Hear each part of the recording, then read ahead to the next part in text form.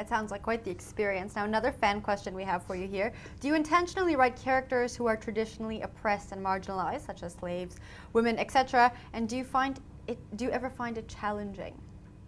I'm not sure I fully agree even with the question, because I don't usually write about oppressed people. I write about a variety of people. Yeah. I've written about people working in the scullery, and I've written about nobility.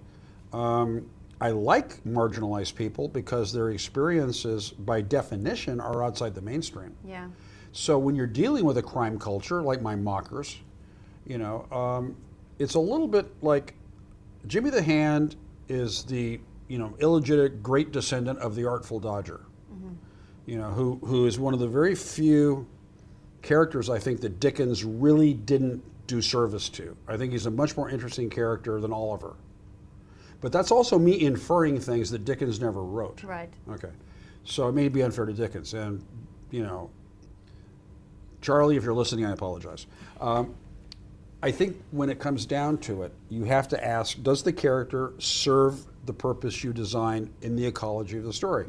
So yes, in one sense, writing about people, like I never was a 15-year-old girl, I never was a slave. Right. I never was a street thief. These are all shocking. Yeah, I know.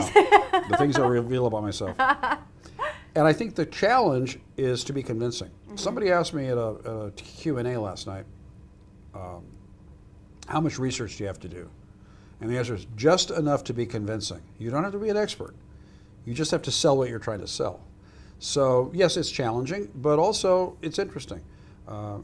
But if you notice across the spectrum of my characters, talk to my fans, and they'll tell you, oh, this is my favorite character, that's my favorite character, and they're not always the same, obviously. Yeah. Some of them are the nobility. Some of them are, the blackguards and the scoundrels. And the scoundrels are fun to write.